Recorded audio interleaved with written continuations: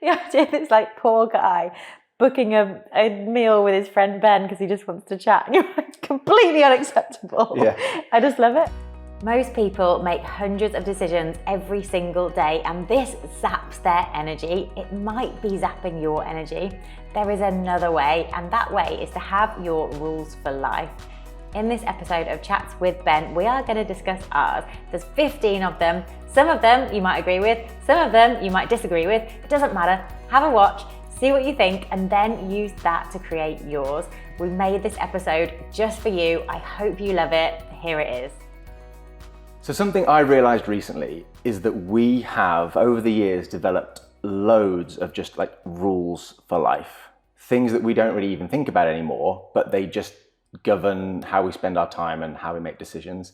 And ultimately, I think we've developed them because I think if you are analytical about what you do, and we're that way inclined around business and training and relationships, travel, etc., when things don't quite go to plan, you automatically kind of do little mini debriefs and you assess why didn't something go well or how could it have been better. And over time, you draw connections through all these things.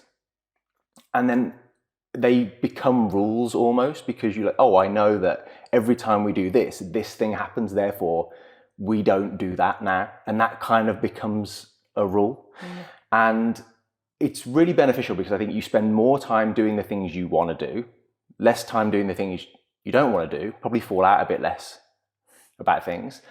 But the biggest benefit is just removing decision fatigue. There's never a, oh, should we do this? Should we do that? It's just a given that we do some things we do and some things we don't. So the decision fatigue is a massive part of why having rules for life are super important. And I think in today's video, we're going to go through some of our main rules for life. But you're going to kind of explain maybe where that idea for just creating those rules came from. Yeah, because I was trying to almost go back a step and think, why do we have so many rules for life? And it's definitely the decision fatigue. It's definitely because we're just very partial to a tasty debrief every now and again. But I think I first started doing this when I had the agency for maybe 6 months. Well, it wasn't even an agency, it was just me being a freelance social media manager. And then started hiring people, and then realizing that every time I hired someone, each one came with a bit more friction because they had to be kind of taught how to do something. And I feel like almost in creating those systems, procedures, standard operating ways of being, I realized the benefit of taking case by case out of the equation.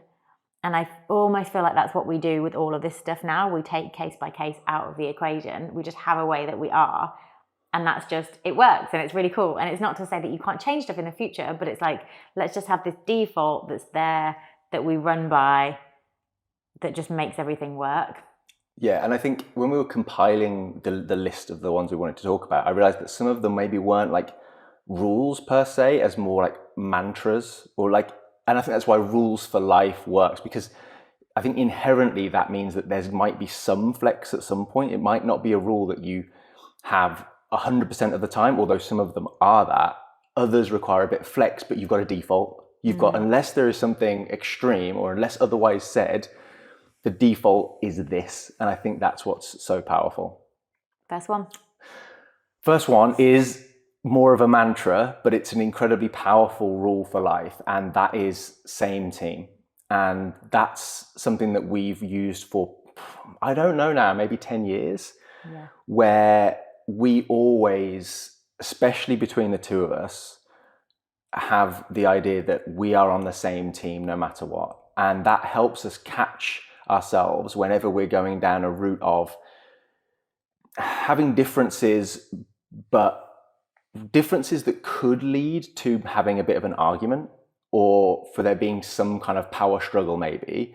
But if you always have this mantra in your head, same team, same team, same team, you realize that it's me and you versus whatever we're facing. And ultimately, we've got shared goals, shared values, and that we're always against the problem and on the same team there's something about being a team where you're greater than the sum of the parts as well. And I think it makes you feel more powerful when there are things that are challenging and you want to overcome that.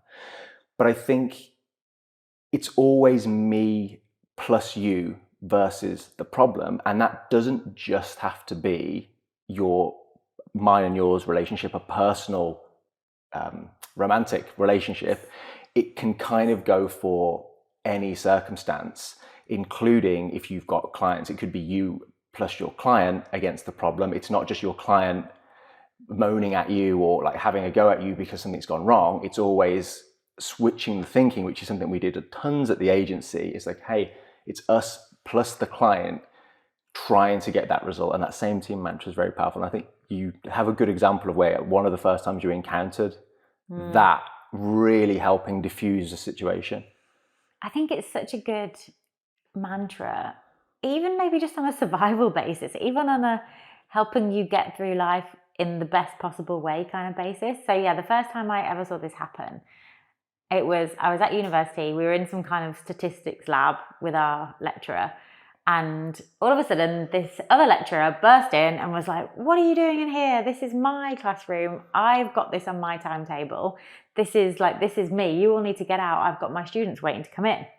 And my lecturer, who was already teaching us statistics, she was just so exceptional at diffusing this situation. So she looked at this guy who was very annoyed that someone else was in the classroom that he thought was his at that designated time. And she just went, there's a problem here. Obviously, the timetable is wrong. We have both been scheduled for this classroom at this time, and we can't both be in it. Therefore, we need to speak to the person who originally made this timetable and we need to find the problem. And it's like straight away, she just diffused it. She made it me plus you versus the problem, not me versus you. And this guy was all ready to be me versus you. Like he wanted a fight. But she just wouldn't let it happen. And it's almost like if you apply that to, like, we definitely apply that between us, but I think about it with clients, with team members. Whenever there's like that inkling of friction coming up, it's like, how can we get on the same team here? And how can we how can I make it so clear that like I'm on your side, I want what you want, I'm here for you, but like this is the problem that we need to solve together. It's so freaking powerful. And I think that what's really cool about this rule is it almost becomes something that you just absorb subconsciously. It's just a habitual practice now. It's not something you need to remember. Oh, hang on, we've been arguing, but we meant to be on the same team. now we need to like kind of scale everything back. Like forget I said that. It should just be almost like a mantra, just chanting in the back of your mind subconsciously, and you approach everything like that, and it's a game-changing one, I think. Next one is no evening guesting. So this one might be a little bit controversial, but I think, and we tend to both think, that often balance is totally overrated and operating at the extremes is way better. The idea that you're either all or nothing, and in the middle, it's just like, oh, you're half in, you're half out. You don't really get the benefit. Like no one really wins in the middle. It's so much better to be all or nothing. And we see this with like friendships. So we've been to quite a few weddings, but our rule now is we're either all in, as in like, it's your family, it's your really good friend, you know their parents, you know everyone, you're on the you're in the bridal party, you're in the groom's party, you're like fully in, having like an amazing time because you're so immersed in it, or you don't go at all. And a really big thing that we just never do is we are never evening guests. It's like, if you're not important enough to someone to be in their main event, then like, why would you even go at all? The evening guesting is the worst experience of a whole wedding, because it's when all the good stuff's actually happened, all the speeches, all the food, all the main event, and you're just there as a kind of, oh yeah, we just tagged you on at the end because we felt like we might like it. It's like, no, we're all or nothing. You get all of us or you get none of us. It actually reminds me of the phrase, if you can't handle me at my worst, you don't deserve me at my best. Yeah. So if you are thinking of inviting us to your wedding and you just want to be super polite, just invite us for the evening and we won't come. So that's a hack. But yeah, we will be the best man and the chief bridesmaid, and we will take those roles very seriously, and we will be the best man and chief bridesmaid that has ever been. Yeah. I think it's another rule about, there's the cost of getting to a wedding. I don't mean financial cost, it's the time spent getting somewhere. And if you're spending the entire day catching up with people that you know and having a great time, it doesn't necessarily matter that it's a day out of your timetable. It might be a bit of a late night and whatever. But if you're having to throw out your entire weekend because you're going somewhere for a few hours when everyone is drunk, the evening food may or may not be very good. The cake may have all gone. It may have been a cake made of cheese where we've been before, which was a disaster.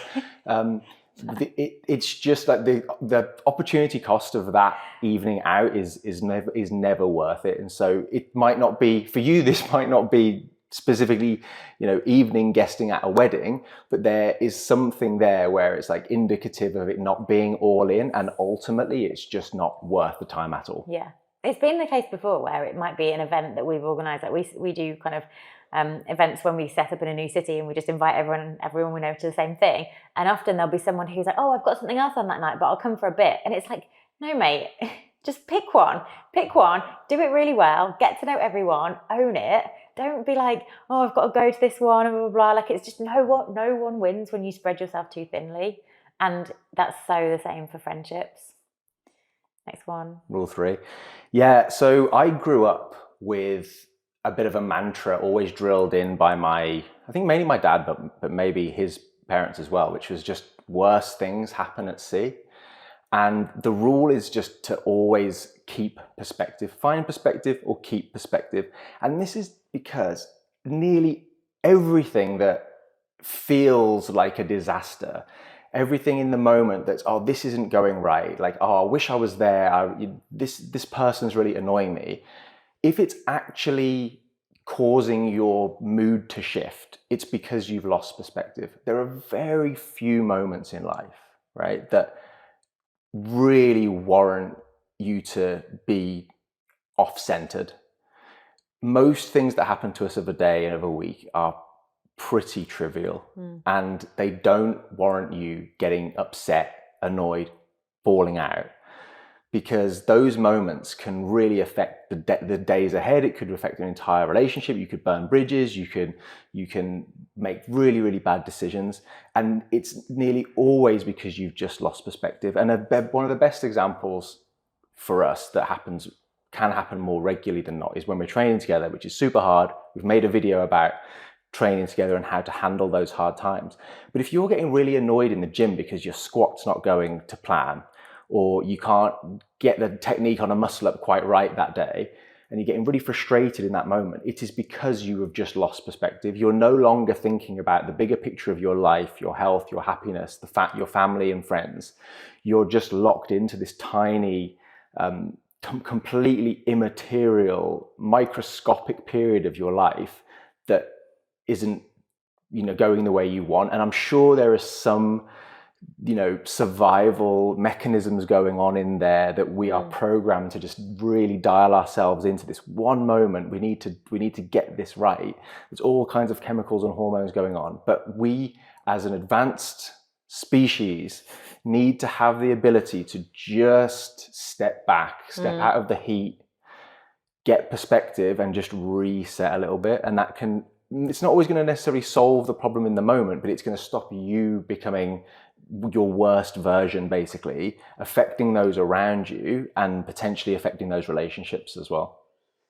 I think if either of us are feeling sad or annoyed or have any of those quick emotions, I feel like the way we handle each other is it's not like it's going to be okay.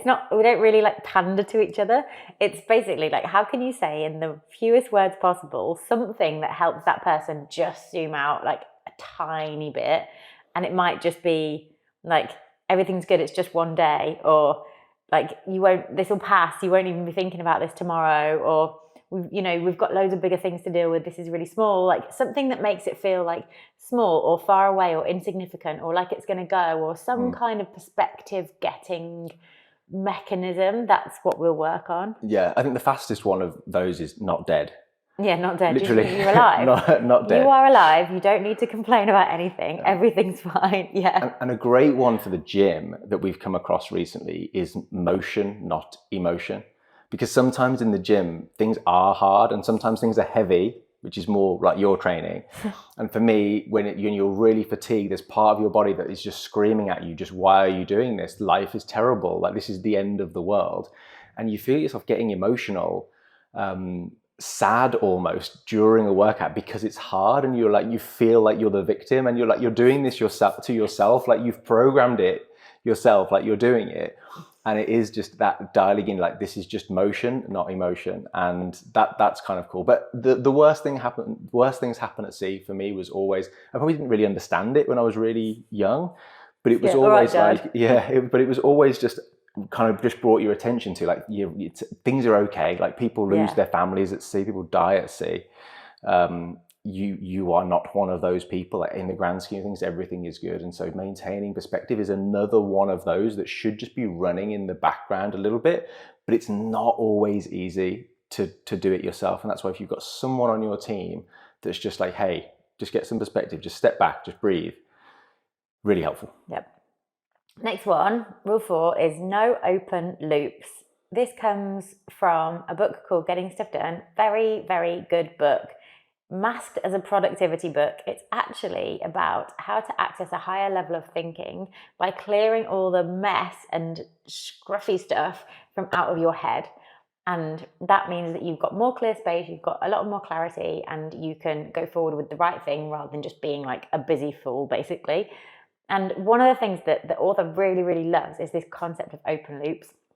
The idea that if there's just something kind of lying around, or if there's like a room that you know needs tidying, every time you pass it, your brain is like, tidy the room, tidy the room, tidy the room. It doesn't understand that, like, you might know that you're going to do it next Wednesday.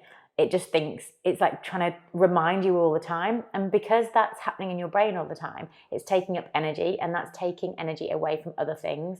So it's something that we have like as a bit of a rule for life between us. And it kind of creates a certain level of psychological safety, because we don't want to give each other tasks that the other person now has to remember, because you have to physically hold it somewhere, like you have to hold it in your brain, or kind of give someone a task that they feel like they have to action straight away, or that they have to write down, or that somehow creates some kind of work. So how we'll do this with not creating open loops for each other is, say if I've thought of this amazing idea and I'm telling Ben all about it and we're on a walk or something, and maybe part of it involves something that is on him because it might involve something that like requires his skills, then I would also say, but don't worry about this, you don't need to do anything, I have got a note for myself to remind you later, or I've already set this as a task in Basecamp, like a project management software, or like it's some kind of, I've got this, I'm not creating work for you, you don't have to do anything kind of mantra vibe rule, which then helps someone else just be as chill as they want to in that moment with whatever they're doing.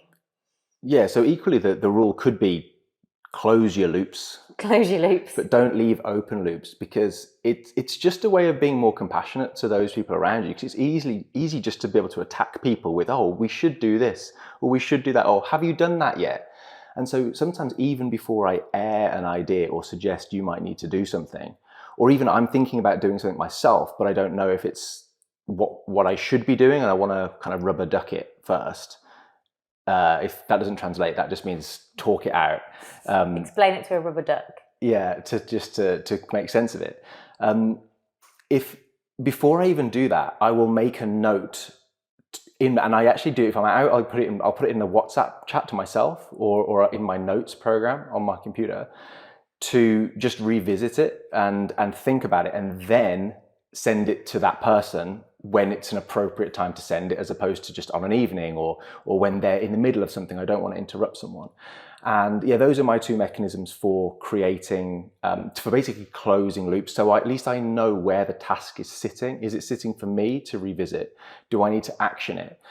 If it's an actionable thing, it might go into our Basecamp, or if it's a tech actionable thing, it will go into our Jira, which is how we manage the software company that we have. And as long as it's down somewhere as a note, and you have a process of revisiting your notes, it's not just something random where you forget. Because that's a big part of the book as well, the idea that you trust your system. You trust your system for writing up your notes, say. once you know it's somewhere, the loop is closed as far as I'm concerned, because I'm going to revisit that note and then I'm going to decide, oh, actually, this is a terrible idea. I don't need to tell anyone I had that idea. Or it might be, actually, this is really good. I need to diarize it for future. Or actually, yes, I need to action it. I need to tell this person. Or maybe I need to set it as an action for someone else. But if it's not written down, like we massively, overestimate our ability to retain information. Not just retain information, but prioritize tasks. And I'll go back into my WhatsApp notes of a day and I'll go through the 6 things that I may have left myself and thought, oh, I completely forgot about that. That's a really good idea. And in fact, it's the most important one. And if you are an ideas machine, and I'm sure you are, like, you will just forget some of the best ones. And I definitely in the past have, had these ideas, and then 4 or 5 weeks later had the same idea and was like, oh, hang on, I've thought of this before. Like, what did I do about that? And I hadn't written it down.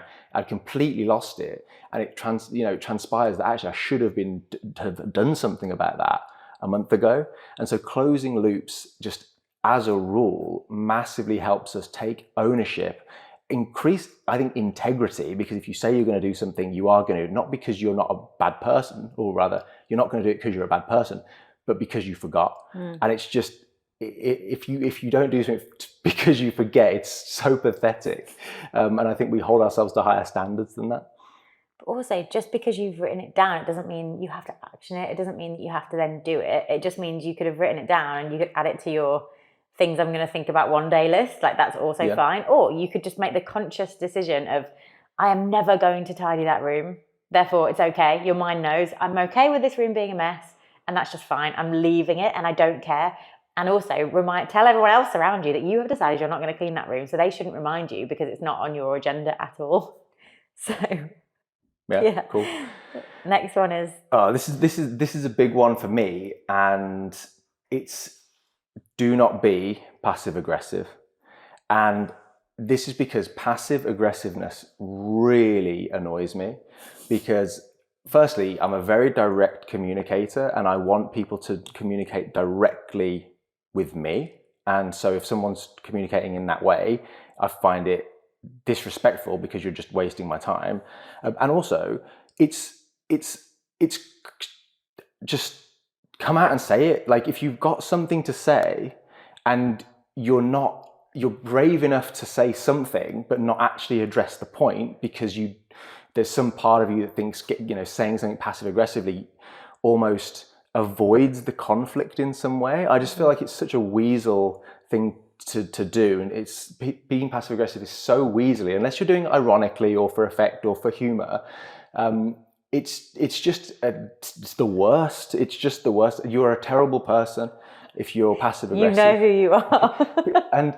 and so therefore, if you want to be the change you want to see in the world, you start by not being passive aggressive.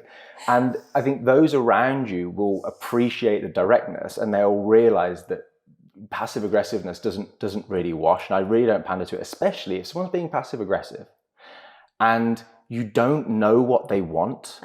That you might know what they don't want, but they're like, there could be a bazillion things that they actually want you to do and you don't know. I'm just like, well, I just don't care. Like, just carry on being passive aggressive. I don't know what you want. You can be miserable and passive aggressive all you want, but I'm just going to get on with my life. And if I want something from you, I'm going to tell you exactly what I want. If I think you're a dick, I'm going to tell you you're a dick, and that's fine. But don't waste my time and mental space with all this, like, being quiet, or like saying, oh, I'm not sure that's the best way of doing something. So we have quite different ways of dealing with this. Well, yeah, this and people, I guess. But you're quite scary. Like, you can be quite intimidating to people, and you maybe don't realize that sometimes people don't want to just tell you directly, Ben, I don't want a cake made of cheese at the wedding. I want a cake that's real cake. And people might not say it, so therefore you might have a tendency for people to be a bit more passive aggressive because they're more like, oh, I can't say what I really mean. Can I just make sure that people know that I would never have a cake of cheese myself? Oh yeah, sure, sorry, it's just a situation that we faced before. But we weren't even evening guests. No, we were there the whole day waiting for said wedding cake that was apparently amazing, and it turned out to be a cake made of cheese. Not like cheesecake, like wheels of cheese. And No some of you real are probably cake. like, oh wow, what a great idea. But yeah. It was bad.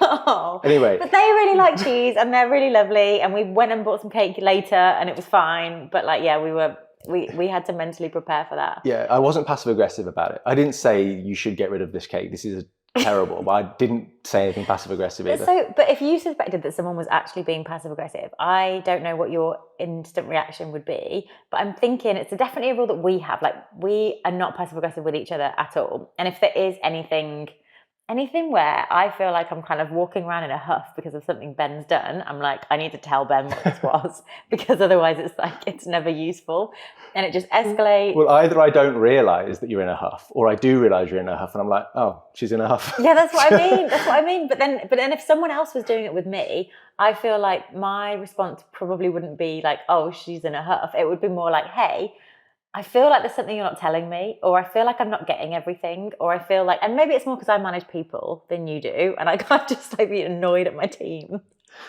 Whereas you don't need to speak to anyone working, so that's fine. But like, I wouldn't just be like, oh, you're being passive aggressive, that's fine. I'd be like, what are you not telling me? What am I missing? Help me understand. Help me see what you can see. I feel like I'd be a bit more compassionate, amicable about it. Well, maybe because they're people that I'm not working with directly. If it was someone being passive aggressive, it's probably not someone that I actually know. It maybe is a stranger, and then I will say, "Have you got something to say?" Like, I will just be completely yeah, and maybe that is a bit abrasive and confrontational, but I feel like if someone's ever passive aggressive, then they're avoiding confrontation. So I'm going to meet that with, well, I'm prepared to be confrontational. So please let us rationally talk this out like smart human beings, as opposed to just snarky comments is the thing that gets me. I think maybe sometimes I quite like the challenge of killing someone with kindness. Yeah, you are very good at that.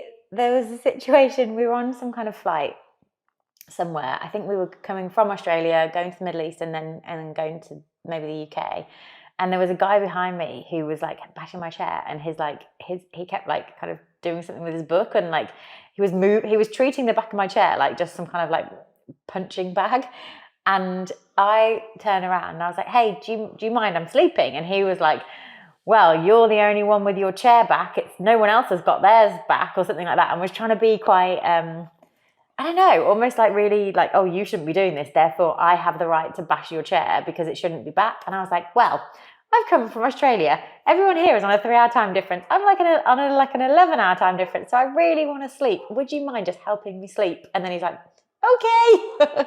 And it was like, you can almost, if you notice that someone's doing something, you can just address the situation. And then they realize that you're just going to address the situation. And then they just have to be direct, because you almost can't continue being passive aggressive when someone is directly saying something to you about what's going on.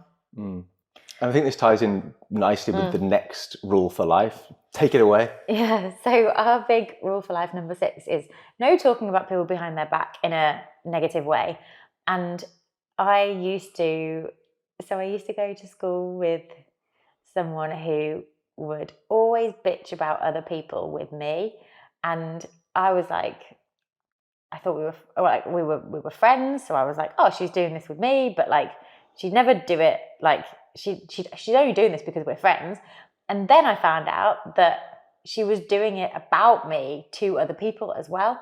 And it's almost like, if you are the type of person, if someone is the type of person who talks about other people behind their back, they're not just doing it with you, they're doing it about you, they're doing it like to everyone. That's just how they are.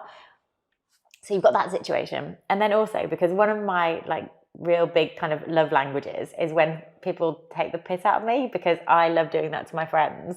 We do it with each other a fair bit in a very like lovable way.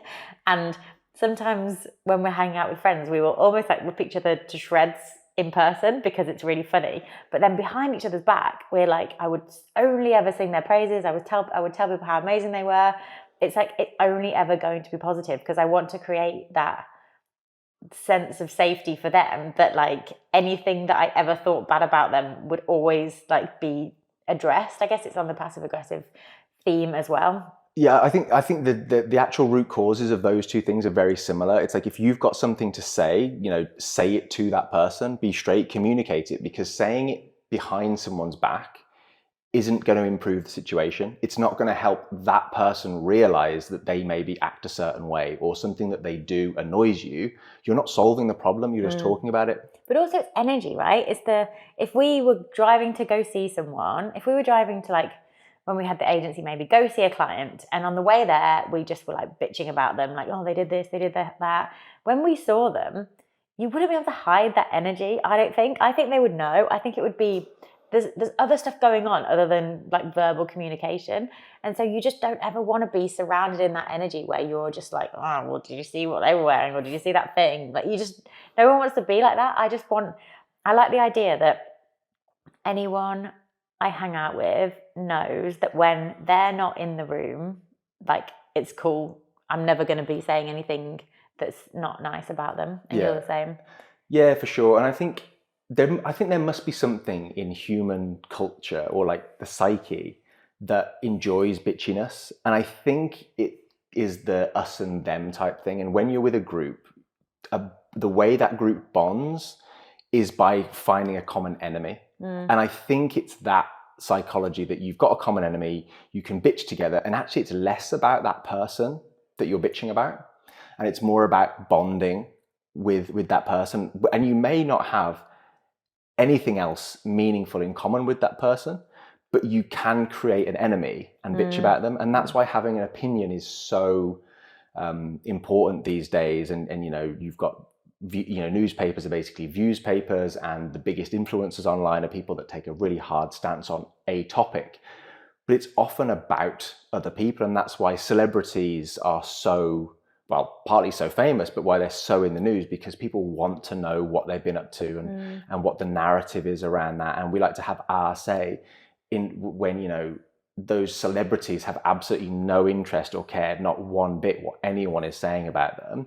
It's totally futile if you think any of this is going to have any benefit. But it is energy, it's bad practice. And we've also been in environments, whether it's been a work environment or particularly gyms, I think can be quite bad for it, where there's a bit of just a bitchy culture. And it's really bad if a member of staff at the gym might not only just bitch about other members of staff, because we all know, we've all worked with people that are lazy or not very good at their job. We've all know people that have had bad managers and owner managers who set things up and don't do a great job of managing people, etc. But when people moan about the clients in the gym, that it's just on a whole nother level, because you'll see the same trainer bitching with clients about other clients, and they'll do the exact same thing with those other clients. And it just creates a culture that gets through the members of the gym. That person is just constantly talking badly about people, but then it starts a culture of, it okays it. And so more and more people do it, and everyone's, oh, hi, how you doing? Oh, great squats over there. And then talking, and then having a whispering match behind their back about how terrible their form is, or how they haven't washed their knee sleeves for 6 years, and or how they've paid their they've paid their membership 2 days late, and that's why the window's still broken in the bathroom for 10 years. Like, there are no specific examples here, but it starts with it can start with just one person to create a whole culture of it, and you just don't want to be that person. Like, you want to bring the positivity, you want to be happy, and you want to do it even when that person is not there. But also, because it's like, but I guess in some groups there's only so much energy, positive energy you can bring before you're like, I just need to get the hell out of this situation. Though I used to live with I lived with a bunch of girls at university who individually were all amazing and are all amazing, but in a group it was a horrible situation we got ourselves into, because there's 7 of us. It was like, as soon as one person, we used to fall out all the time, as soon as one person left the room, it was like, nah, let's bitch about them. And then you knew it was happening to you as well, and it was just a really what is going on here? And I guess it's because it started off, that habit started off, and then it continued. And then it was just a year of that exact same thing happening, when I think we'd all probably be like, what were we doing? That was just, we all were the worst versions of ourselves in that year. Yeah. And just to clarify on this point as well, sometimes you do have to have pragmatic conversations about people when they're not there, because you have to establish that this person isn't isn't the right person for that environment. So it's not like you can't talk about things that aren't going well, like in the same way that it's kind of meta, because we're saying that there are examples that we've had of people that haven't been good in situations. So you have to have those pragmatic conversations. But as soon as you find yourself having a conversation that isn't productive, there's no value here other than trying to build a bond between someone or make yourself feel better or put someone else down, that's when you have to look at yourself and be like, this is not right. And it's also, if you catch yourself, you can stop. It's not like, oh man, I've completely lost control of this, I'm just going to carry on. It's like, oh, actually, we've done it before. Look, let's talk about something different now, or let's talk about that person's redeeming qualities, because most people do. Most people are like have done fantastic things in their life and career, and there's probably reasons they're being a certain way. Try and flip the narrative and be like, let's focus on the good things. Next rule is assume the problem is you. And that leads on pretty well as well. Yeah, this is in my head quite a lot because I'm spending long times prompting ChatGPT, and often you don't get the response you exactly want. And with ChatGPT, there would be no point being like, you idiot, what have you done? Like, just there'd be no point being like that because it's a freaking robot. And so it trains you to be self-critical. It trains you to go, hang on, let's look at my input. What did I get wrong here? What did I not explain? What's ambiguous? Where could I do better there? Rework that, and then all of a sudden you get a better output. And it's so similar in human relationships. Like so much of this is all about human relationships. But I think that assuming the problem is you means you're like, okay, so I wasn't clear on that, so they thought this, so then it led to them being passive aggressive, and then that led to us having a discussion, whatever. It's like, assume that you're the problem and assume that you can improve. I find that just a really refreshing, healthy way to be, because it means it's just on me and I can work through it. I mean, I think you've said it really well there. I think it's another thing there where it's compassionate to find a way that you can bring more value to the situation by improving yourself and also empathizing with someone else. Like if you think that they are doing something wrong, like why are they doing, like try and understand it. And it's harder to empathize with ChatGPT, but with someone else, if you can be like, why are they doing that? They're not stupid, they're not unkind. Why are they doing that? what have I done wrong and it could be just such a small miscommunication, and these tiny bits of miscommunication can really create a butterfly effect where ultimately someone's working on something for 3 weeks or behaving in a certain way, and the other person's like thinks something else is happening, and after 3 weeks the results are completely different. You're like, what have we been doing? Like, how are we so far off here? But getting back to what you can do better is just an element of like that kind of self-reflection and like that flywheel of how can I be better? How can I be better? How can I be better? And when other people see you investing in yourself and taking ownership and being like, yes, this is actually something I can be better at, it improves them as well. And I notice a lot with the devs that I work with, and I might say something, hey, can you just reduce the padding on this a little bit?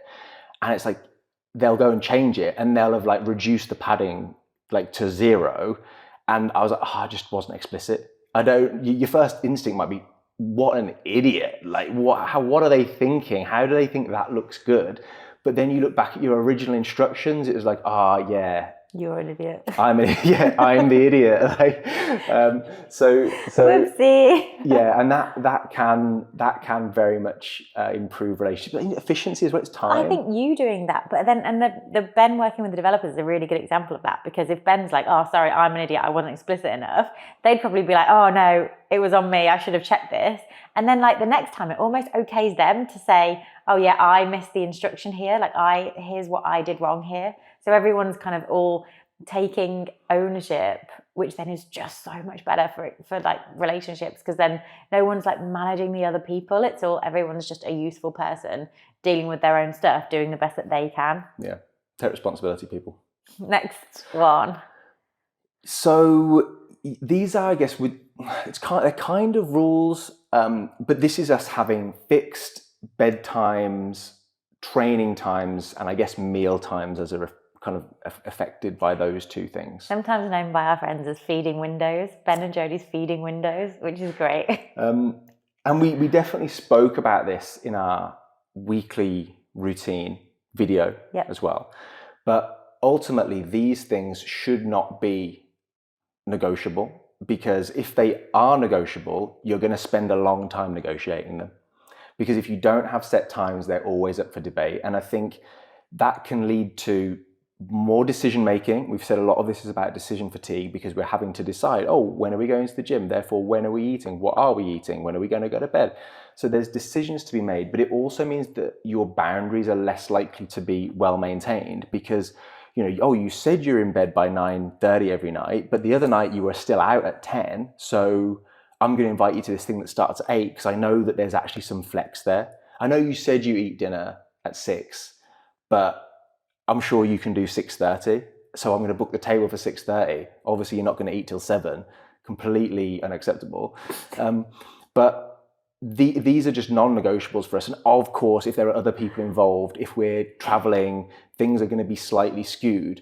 But ultimately, just set your key times in the day. And for us, the gym is the big one. That's the non-movable. But for your hobby or whatever, that should be so high in your priorities that it's just immovable. It doesn't kind of get knocked by other things that could turn up. What's funny? I don't know. I think I'm just laughing at thinking of yours like stacked, your kind of rules like stacked up. I know they're both our rules, but if a lot of the time you take the kind of most blunt version of it, then the idea that you're not ever passive aggressive and you always want to eat at 6, it's like the idea that it's like poor guy booking a meal with his friend Ben because he just wants to chat, and you're like, completely unacceptable. Yeah. I just love it. Yeah, but then your friends will probably appreciate that quite a lot. I think so. I mean, we'll come on to this on a later point, but I think generally the people that know us, buy into our values, like they realize that we're living our life in part because we have a lot of these rules in place and we stick to them. I also think having your own rules in place empowers other people to have their own rules in place. And also a big thing on this is like, we might have our rules for life, but no one else has to stick to our rules for life. It's almost like, yeah, cool. If we want to eat at this time, you want to eat at this time, that's fine. We'll just eat at our own times. And sometimes a really good way of doing that is finding places where like it's quite flexy for food. So you can there's loads of different places. Everyone with all their different dietary requirements can get whatever they want. You can order separately. It's fine for people not to be eating. It's not like, oh, you're not eating, you're not fun. It's like, no, just leave them be. So there's a very kind of live and let live energy around all of this that I just really like. Yeah, absolutely. And we've got a very good two friends who also have very set rules. They don't compromise on what they want to do.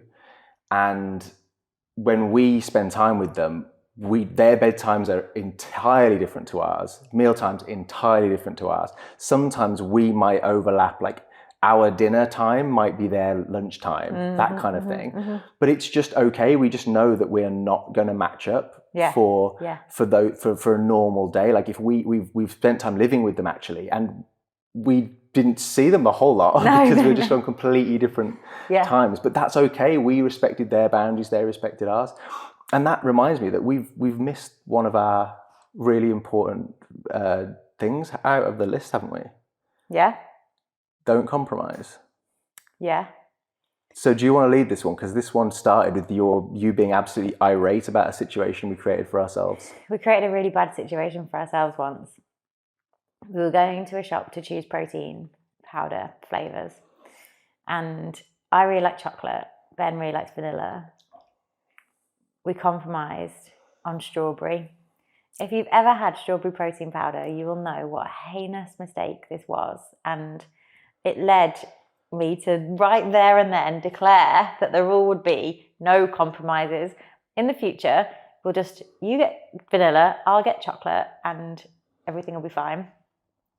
I want to just say that the reason we chose strawberry partly was because we had a constraint. We were living somewhere for a month. We only needed like one like portion, one kind of pack of protein. So it was like we kind of had to pick one. But really, when you compromise, no one gets what they want at all. Everyone gets a slightly worse decision. You would almost be better one person having a terrible time and one person having a great time, because then at least one person's having a great time and the other person can just deal with it. Or you would be better off just doing what our mates that we've just mentioned do, and just do it separately, or just have each person make their own decision, have their own protein, and decide their own future for themselves. Compromising is almost never the way, and I feel like going towards a compromise is just like not how anyone lives their best life at all. I actually think compromising it's massively overrated, because so much is like, oh, a happy relationship it's all about compromise, and that's just total BS. Like, it really isn't, because that means that you're in a relationship with someone where you need to compromise the whole time. You can't just have what you want, and ideally you both want the same things. And I think in a really good relationship, most of the time you want the same things. Hey, I just got the edit back and I realised that I made a rookie mistake. In the middle of this recording, I went to the bathroom, and when I came back, I didn't put my microphone back on. So for the rest of the episode, my sound is a little bit echoey. We have done as much as we can to make it good so that it's still okay. But I am really sorry. I hope you will stick with us for the rest of the episode. And I promise that I will never ever do it again. So I think that rule itself is a massive time saver, and just a lot of time that we could have spent. Oh, should we just get this one? I know you like that. I know I like this. Or should we go here? Should we go there? There's a lot of benefit in just being like, you get that, I'll get this, or you do that and I'll do this, and then we're both happy. My plan. You can join if you want, but equally do what you want. And that was it. Easy. Cool. Next point. So it's rule 9, but it's kind of rule 10 now. Drink the water. And this started originally as don't drink alcohol, which is obviously a rule for us. It's not it could be a recommendation, but it's not a rule for you. We stopped drinking alcohol a long time ago, and that was by far the easiest way of doing it, was just to create a rule. There's no room for maneuver. There's no like, oh, but on special occasions I'll drink some, or I'm just going to have one drink at New Year, or when it's my friend's party, I'm going to have a drink, because then your other friends are going to be like, well, you drank at their party, and then it's awkward. There's room for people to kind of persuade you into having alcohol. So this is literally why you quit drinking alcohol 12 years ago and I quit 10 years ago, because those 2 years I was just like, oh yeah, special occasions, oh yeah, blah blah, and like that was a nightmare. It was harder during those 2 years than it is now. Like now it's super easy. Yeah, and I was also lucky to have a group of friends that accepted when I said I wasn't going to drink alcohol anymore. They were like, "Yep, that's cool." I think it's getting on for even longer than 12 years, but I shan't reveal my age. But it's a long time ago since I stopped drinking alcohol. But even more so, and this is more recently, I've just decided just to drink the water. If I'm ever out and there's options of soft drinks, just choose the water. So my decision fatigue is down to just choosing still or sparkling. And it's normally sparkling when we're out. And I think the main reason for that is that any opportunity to choose the healthy option is good. And with soft drinks, you've got the calorie-free versions of drinks, like Diet Coke, something that I used to have a lot of, at Pepsi Max actually, because it tastes better. But now as a rule, I just choose the water, because you don't want to rely on that taste of sugar, even if it's not sugar. There's so many additives in these things. And again, it's just decisions, and nearly everything that you drink is better. Like water is better than almost anything else you drink. And I don't include coffee in that. I don't include tea in that, unless obviously you're putting loads of sugar in that. But for me, I'm always going to choose the water. Even things like fruit juices, we were having this discussion earlier, like fruit juice is just full of sugar. It's been so well marketed over the years as this healthy thing that you should drink. But unless you've just trained, or unless you're gonna train, there is no point in drinking 150, 200 calories of sugar while you're sat down. It just doesn't. And so not to go down that nutrition rabbit hole, I think just choosing to drink the water is a really solid decision that I've decided to take quite recently. I agree with this rule. I also think, for me, it's this idea of needing less. I used to finish a meal and be like, oh, I need dessert, because when I was younger, we always had dessert. And so it's like, you're almost like, okay, what's that next thing I need? And then sometimes I'm like, what's that thing I need to drink? And I remember I went through a phase of like really liking like diet Fanta lemon, and it was like diet Fanta lemon would just feel like this amazing special treat. And there was like a shop around like near where we were staying that had it, and I'd be like, oh my god, it's time for a diet Fanta lemon. It's like, no, just don't need it at all. Just be so like I think I take more pride in just being very self-sufficient, not needing stuff, being like, no, it's fine, it's just me, I can just breathe, I can just smile, and everything's fine. I don't need a freaking Fanta lemon. So yeah, drink the water. This is linked. Okay, so this is why there's an order. We thought about it in advance. Brand new. So a rule that I have stems from, there's a quote, I think it's Einstein, and he said, insanity is doing the same thing again and again and again and expecting different results. And I was realizing that every time I ate a donut, I was disappointed.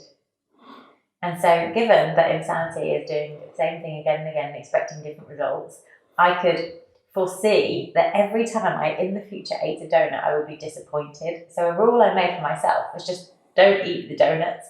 But this applies to so much other stuff. It's like, if pizza gives you a funny tummy, don't eat the pizza. If you don't really agree with like a certain ingredient, don't eat it. It's like, just, you can just create rules for going, no, that's not for me. Or like, I'm just thinking, I might have mentioned this before, but we don't ever eat Italian restaurants, because we're both just like, it's not really our food. Each time we go, we wish that we were at an Italian restaurant, so therefore let's just not do it. And you can kind of just create this not to do list, which really just helps you filter stuff out, reminds you that every time it's happened before, you've not enjoyed it, so therefore why would you do it again?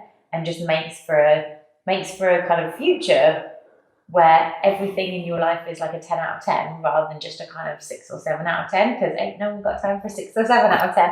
And every time you choose something that you're not really bothered about, firstly, you'd be better off going without at all. But secondly, it's filling the space of something really good. It's taking the space, and that really good thing now can't find you because the thing that is suboptimal is filling it. Yeah, I think on the surface, don't eat the donuts sounds like a really stupid rule. But the point, sounds like a diet rule. Yeah, it's the no donut rule, the no donut diet. But the most important thing is that it is a rule. Because if it's not a rule, a bit like the alcohol thing, there could always be but that donut looks really nice. Like, I know all the donuts I've ever eaten have been quite dry, but that one doesn't look dry. That one looks juicy. And obviously you bite into it and it's just powder and it's not juicy whatsoever. And if you don't have the rule, you can always rationalize bending the rule or why this is going to be the exception. And I really think there's value in it just being a rule. Like, I used to sometimes rationalize buying sandwiches that looked really good that had gluten-free bread.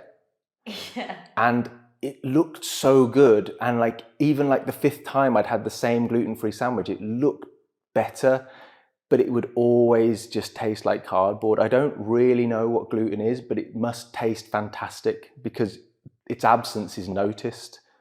And so I just avoid that at all costs.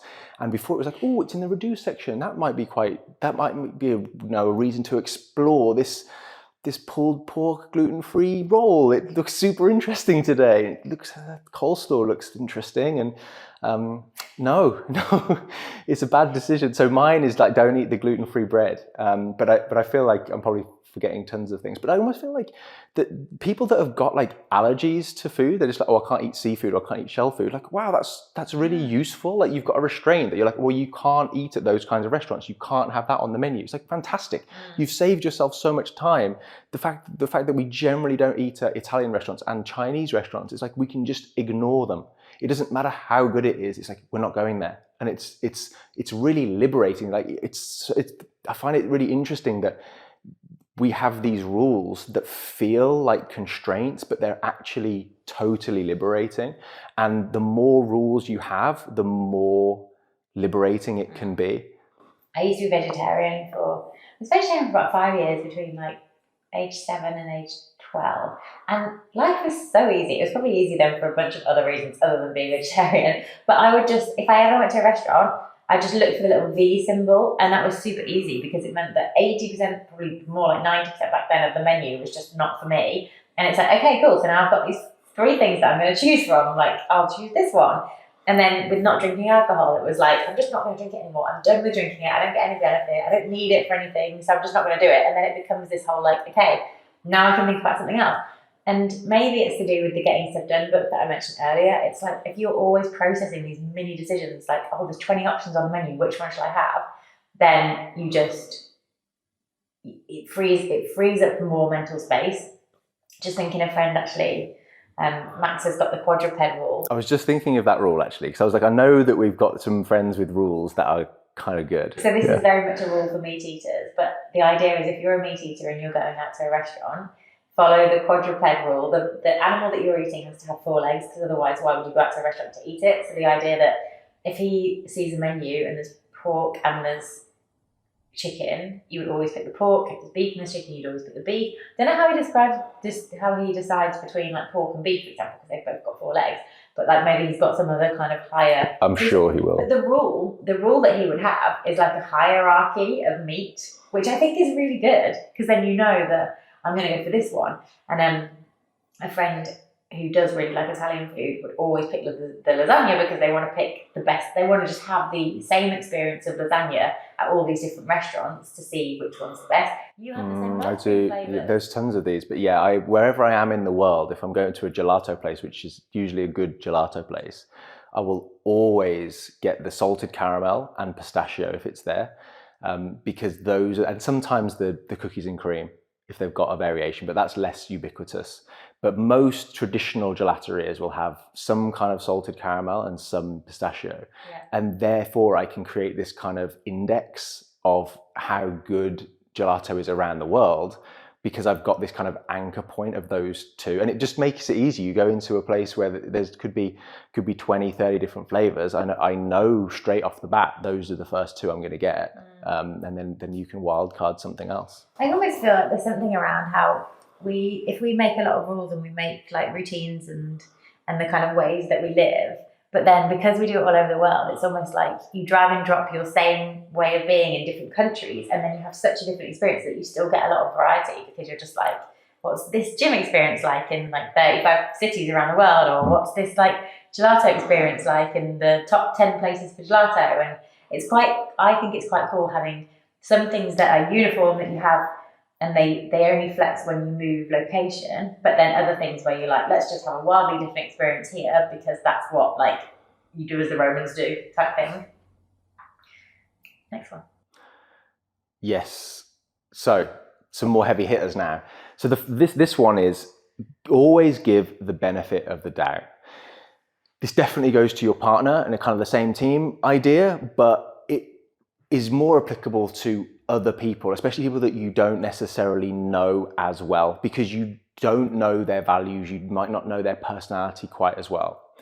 And there's a quote that I'm going to butcher, but it's never put down to malice what could more easily be explained by stupidity. And when we're out and about, it's so easy just to get annoyed by things that happen. Often it's people, and you kind of instantly feel like, oh, they're trying to annoy me, or they're being selfish, or they're I don't know, they're kind of behaving in a way that isn't congruent with your own values, let's say. And it's a really unhelpful way of thinking. And the best thing to do is just to flip it around, just give them the benefit of the doubt. They're just oblivious that you're there if someone's getting in your way, or if they're being a bit annoyed or not dealing with you the best way. It's because maybe they're not having a great day. Maybe someone they know has just died. Maybe they've just had some bad news. Maybe they're tired. Maybe they've just gotten off a flight and they are dealing with 10 hours of jet lag. Like, you know yourself, if you were in any of those situations, you would deal with people very differently. But you're not going to go up to someone and say, oh, hey, I'm having a really difficult day right now. I'm going to be a bit short with you. I actually think you would do that to not be passive aggressive, but yeah.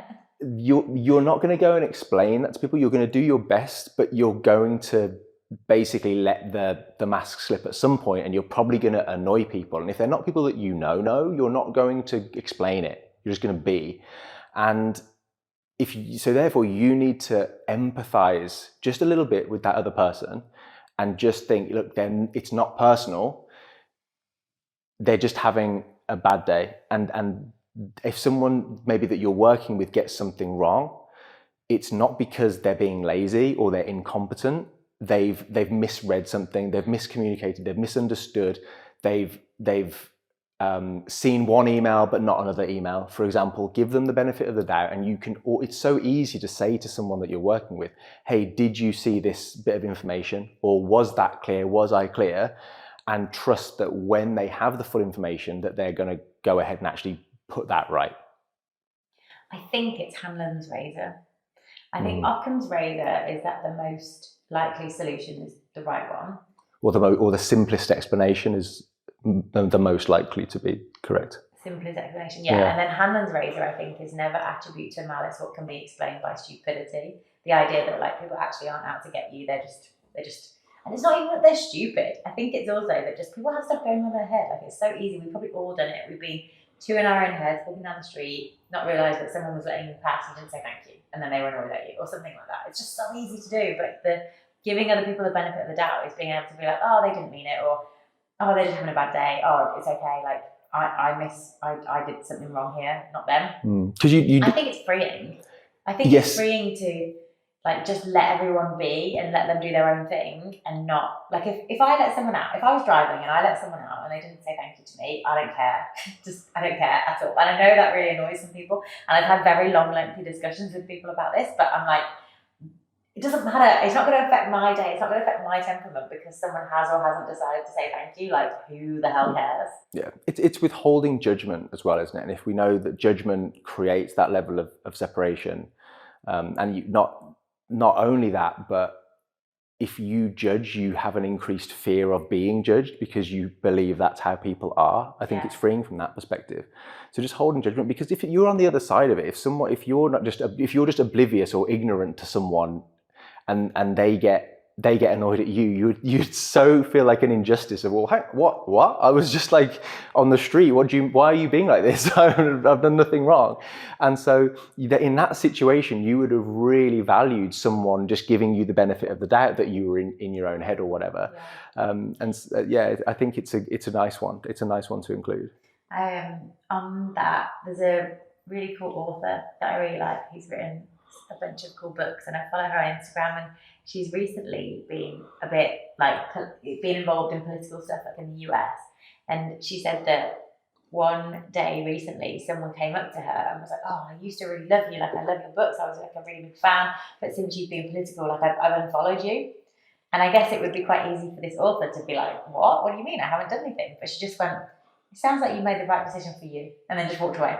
That was it. Gone. And like, how freeing is that? Just to be like, take your power back. I don't like, it's okay, but I'm going to give you the benefit of the doubt. I'm going to say you did the right thing for you, and I'm going to get on with my life. So the next one is something that's very, very true. I feel very strongly about this one, and it's don't look at the price. And so this is all based on the concept of just abundance, scarcity versus abundance, and this scale of scarcity and abundance, or love and fear. And I always want to be operating from a place of love and abundance, and of believing that we are not playing a zero-sum game. I'm not competing with anyone.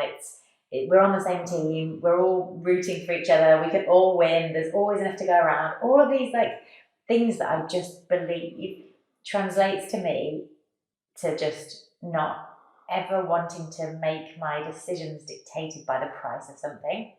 Like if you've got two options and one's a bit more expensive, and you want the more expensive option, like just get it. And of course, this is going to be, if you've got crazy expensive taste and you really, really need to like buy a Ferrari every month, or like you really love handbags, or like if there's something like that going on, like it's maybe potentially not going to work. But given that honestly the best things in life are free, and it's not going to make that much of a difference day to day, and there's probably other benefits, because in general the more expensive option is probably better, because expensive often equals good, not expensive equals I've been fobbed off, or I've been lied to, or I've been cheated in some way. Then I think it's so much better to not look at the price.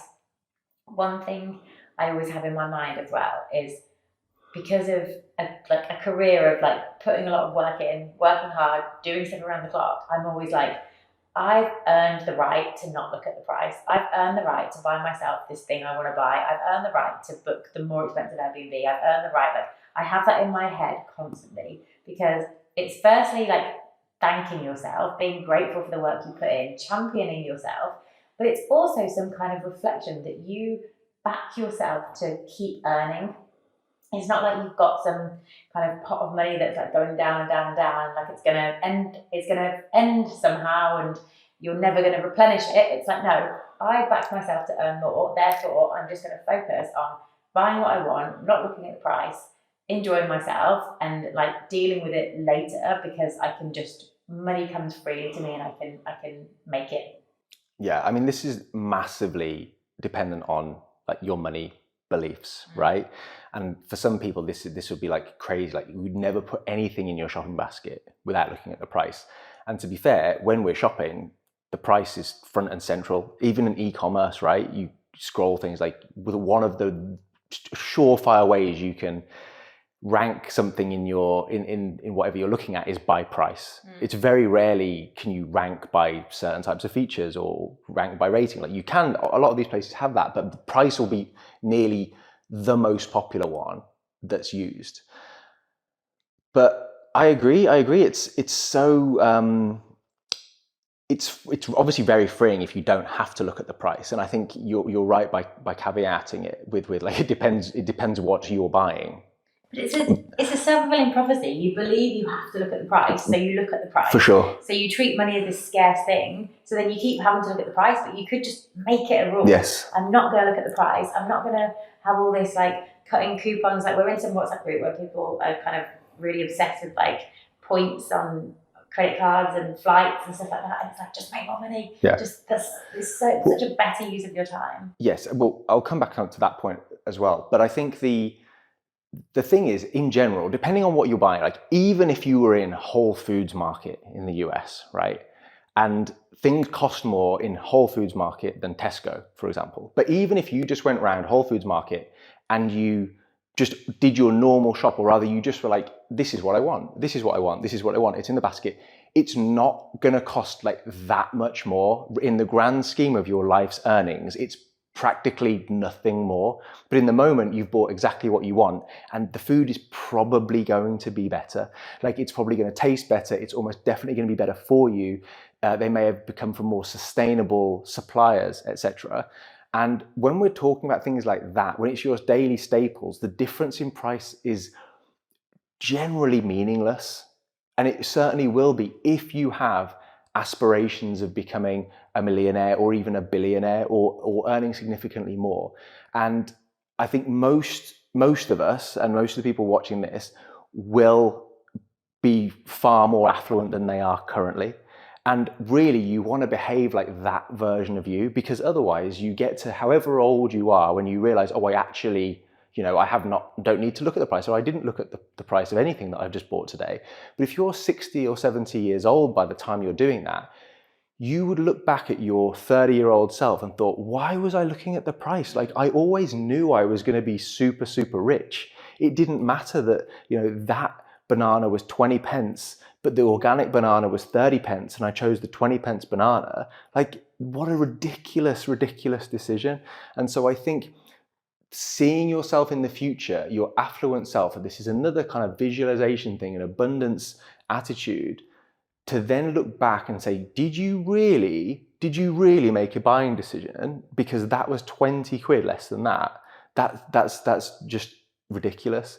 And of course, you need a certain level of financial freedom and liquidity in order to not have to look at the price on that level. But assuming that you do have that, it's just crack on, just buy the one you want. First, though, I think that that's what leads to it, not the other way around. It's not, I need to wait till this will happen and then I'll have this rule. I think it's, I need to have this rule and then I need to create the circumstance. I think I'm maybe just catering for like there's potentially some levels there.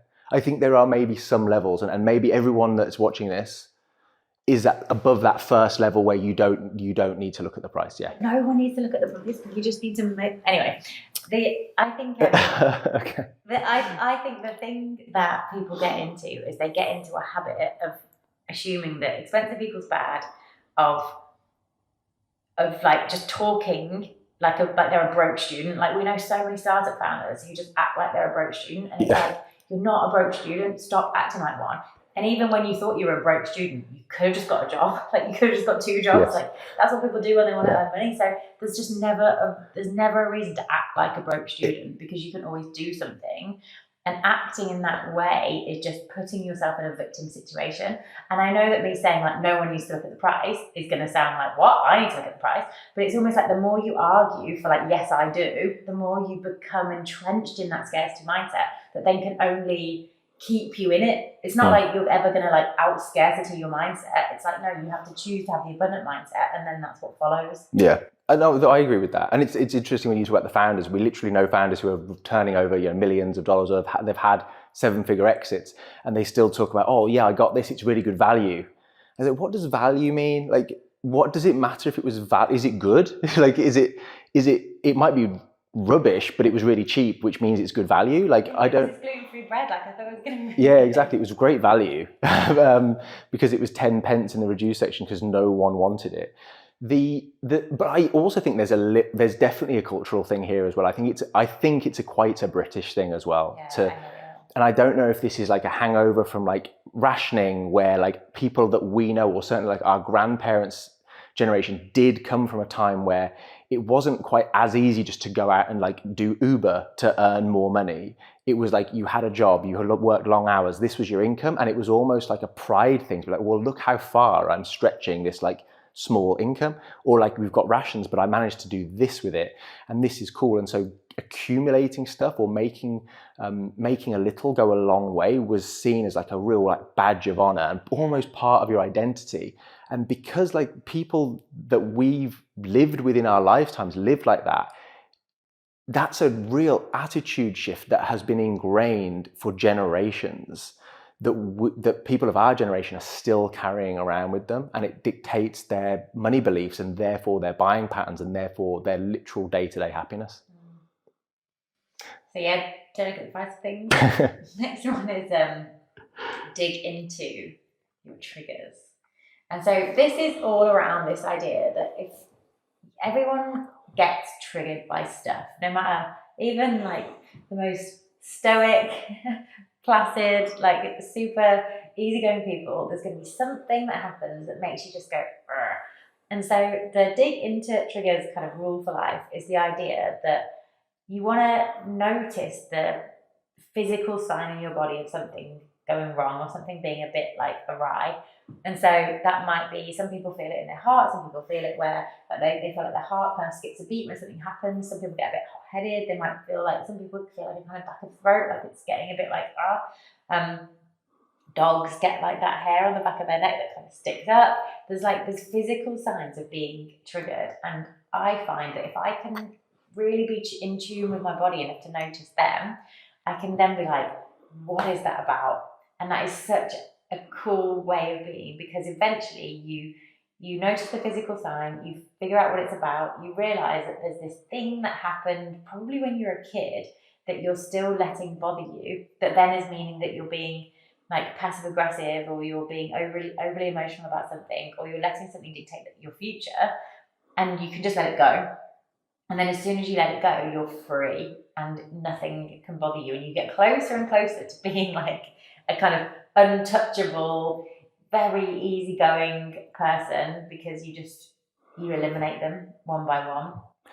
Yeah, I think it's a really important one. I think what's hard sometimes is having the realization in the moment that you've been triggered. Sometimes you don't know because you've not realized immediately that you've been triggered, it then creates an argument or a train of thought. And then it's only when you kind of think, oh, why are we here? Like, what was the initial thing that happened that got me here?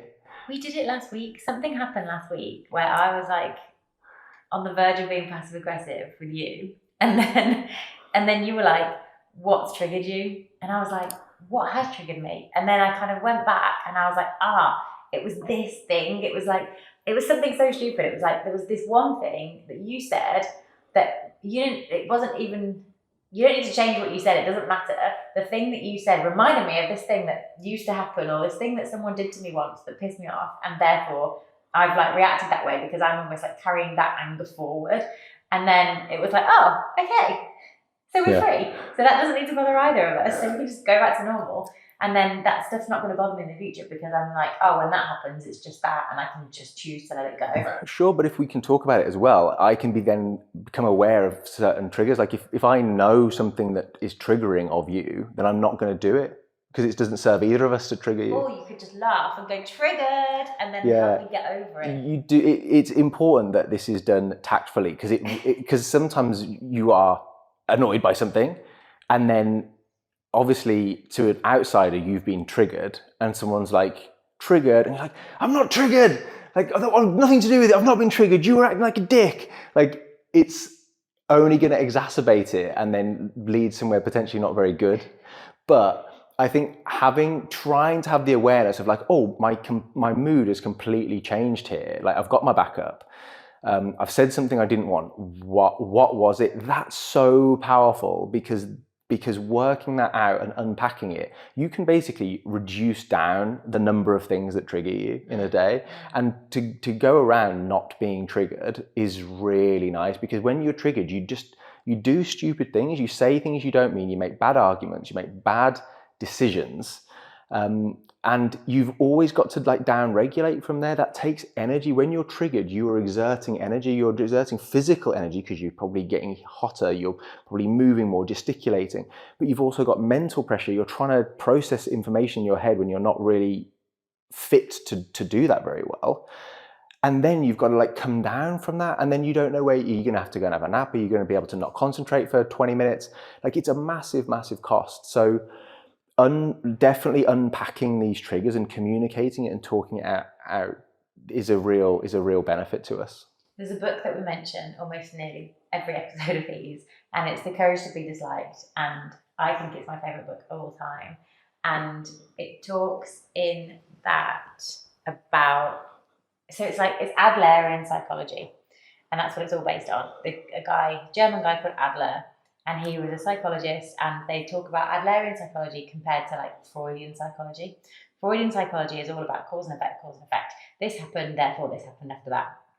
Adlerian psychology is all about goal-based acting. So the idea that if someone had the goal of being angry, therefore they created the circumstances that would lead to them being able to express anger.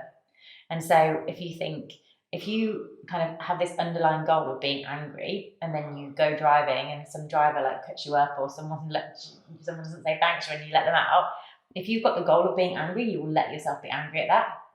But given that the goal here and the goal of all these rules is to like not be angry, to be like, to feel calm and to feel confident and competent and everything else, then you want to create situations where you can figure out what your triggers are so that you don't become angry or upset or anything else.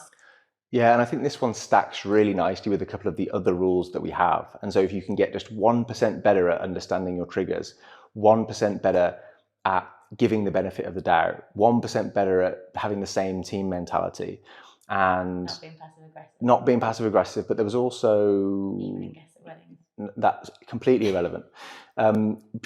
Being responsible, assume you're the problem. Yeah. If you can just be a little bit better at each of those different rules, then they're going to compound to have a day where you're far more just doing what you want as opposed to and being more productive, I guess, if you can just improve processes, etc., than just being annoyed for no reason, essentially. Last one. last one, which I think is rule 15. And this is a question, but it's basically a rule if we unpack it. And I've got a really good example recently of this one. So the rule is, how will this affect how I spend my time? The other day, recently, we were in a jewelry shop and we were buying earrings for Jodie. And there were two sets of earrings that were quite different, same style, but different. And we weren't sure which ones to buy. What did we do? Now you can pause the video and decide. The price wasn't an issue. We didn't look. We weren't looking at the price. There were two sets of earrings and we didn't know which ones to buy. Which ones? What did we do? What did we do? And what we did is we made our best guess at which of the pairs of earrings was going to be the best. And we bought one pair of earrings. Now, why did we only buy one pair? And it's because if we bought two pairs of earrings where we don't know which one's best, every single time Jodie was deciding which pair of earrings to buy, there would have been a decision. There would have been time spent in front of the mirror, putting one earring in, changing it, putting the other earring in, and then a week down the line, you hadn't worn the other pair. You'd be like, oh, should I have bought that other pair of earrings, etc., etc. And obviously, we could have just bought both pairs of earrings. We could have bought 0 pairs of earrings. But the idea is that if you apply this rule, how will this affect my time? Buying one pair was the right answer.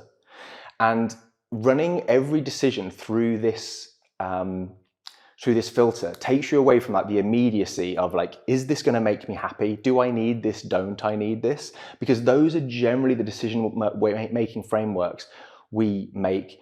But if you think about it in terms of the time, is it costing you time? Is it saving you time?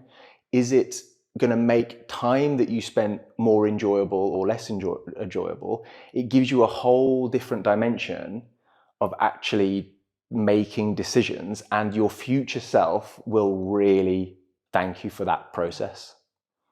This can be applied to so many things, but I feel like running everything through this rule for life, asking the question, how will it spend my time, is like, it just saves a lot of time. But it also means that you're spending your time intentionally, and that's the most important thing. So this could be applied to whether you get a dog or not, because the idea isn't like, oh, do I want a dog? Do I want a kind of cute, fluffy thing? The idea is, do I want to spend every day on a walk with a dog? Do I want to spend my time picking up poop? Do I want to spend my time looking for dog-friendly restaurants? Do I want to... Dog-free restaurants. Yeah, that's good. Yeah. I was thinking at the menu, like it's just 100% dog-free. Yeah, hopefully. But like, if you want to get a dog, if you want to have kids, like, be intentional about it. Like, how is this going to affect how I spend my time? What does this look like day to day? And if you want to have plants, or if you want to hire a cleaner, if you want to hire a chef, like everything you want to do, every single decision that you make, it's like, run it through that filter. How will this affect how I spend my time? Because I think everyone would make better decisions if they considered the day to day. I'm almost amazed at how many people don't consider the day to day. For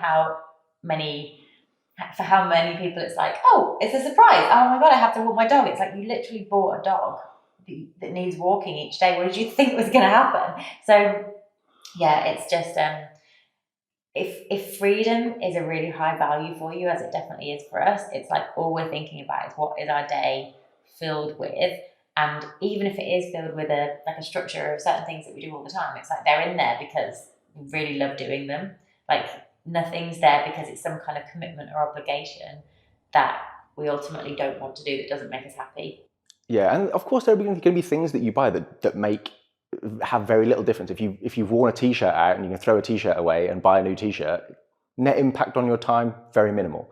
But there are some things that definitely, like, we've bought in the past and we've thought, oh, do we need this? Don't we need this? But then if you tag it to time, different. I'm just looking at the power adapter, the charger we have, and like, when we bought that, I was like, do we really need one? But then when you think, oh yeah, but it's going to mean that we don't have to like find places with plugs everywhere we go, every cafe we go into where we want to like do some work, we're not going to have to find plugs. We can just take this adapter. We're not going to have to be concerned like a phone runs out if we're going on a hike or something. Like it's one of those decisions that removes 1,000 decisions or something.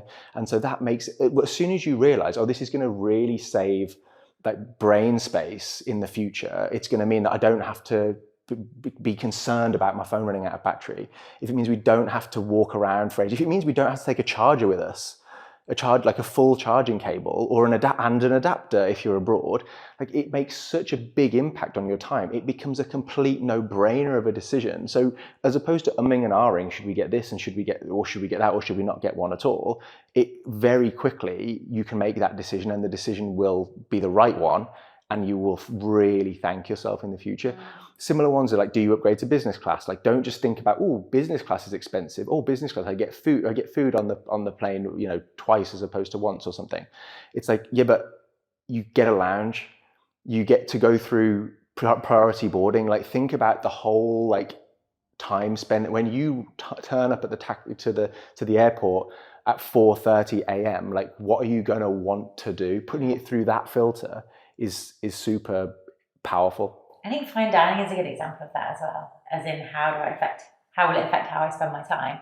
Because if you want to go to like a Michelin-star restaurant, double Michelin-star restaurant, even triple, the idea is that, yeah, the food is going to be more expensive, but you're not really paying for the food. You're paying for the experience and you're paying for how you spend your time. So it might be a $200 meal, but it takes 3 hours. So therefore it's like $66 an hour. So therefore it's like, cool, would you spend $66 an hour to have this experience? Like, probably, but maybe if that's not your thing, it's not your thing. But it's not like you're not buying the food, you're buying how you spend your time. I had a very similar experience just with dyeing my hair because I used to have blonde hair, and blonde hair is high maintenance. And it means that I was in the hair salon for like 3 or 4 hours every like 6 weeks or so to like keep it up. And at the time it was like, this is a good use of my time because even though it takes 3 or 4 hours every 6 weeks, and that's time when you can't really meditate, like you could sort of read a book, you could sort of work, but you kind of up and down, like seeing hair dye, etc. And the hairdresser often just chats to you, so you can't even like get away. But my conclusion at that point was like, but the rest of the time in those 6 weeks, I feel better, I look better, I had this like blonde have more fun thing in my head, like I want to be blonde, therefore it's worth the time. But then it's like those kind of decisions have to be up for grabs always, because if I like, it was only even last year that I was like, I don't want to do this anymore. I don't want to spend 4 hours in a hair salon every 6 weeks. I don't believe that blondes have more fun. I want to have brown hair again, like that kind of stuff. But it's just the main question that says that rule. Yeah, and I think the reason we finished with it is because this one has the potential to dictate other rules for life. Because basically, a lot of the rules and principles or decision-making frameworks do come down to, are we saving time? Are we going to spend our time with the right people, doing the right things? Are we spending our time annoyed when we shouldn't be, etc., etc.? And this one is almost like an overarching, how will this affect how I spend my time? And there's probably too many examples of it, but the one that I'd like to just finish with is like when we're choosing an Airbnb to stay in, or maybe it's a hotel, but we know which gym we're training at. Finding the Airbnb like as close to the gym as possible with the nicest working space, because we are going to be working in it, a space to be able to record, to enjoy our coffee in the morning because it's just a nice place to be and work from. That's what you're investing in. And it's so fundamental because we're going to be there for a month, 2, or maybe 3 months in the same place. The daily cost of that is so minimal to the impact it's going to have on your well-being. And ultimately, you don't know when your last day on earth is going to be. And I think living for the moment and investing in how you spend your time is like the best use of what we can do, whether it's your money or your time now. Investing in that, in time, energy, money, in having the best time possible is so worth it. Finished? yeah, those were our, I guess not every single rule for life that we have, but most of the 15 of the best, the most important ones. So it would be really cool to know your number one rule for life, or especially if it's a different one from one that we have got. And so drop that in a comment below. That would be really great. See you again. See ya. That was another episode of Chats with Ben, where we discussed our rules for life, how we operate day to day to have the least amount of friction and the most amount of happy. Hope you enjoyed that episode. Definitely leave a comment. We love reading them. We reply to every single one, and subscribe to our channel to see more videos when they come out, and we will see you in the next one.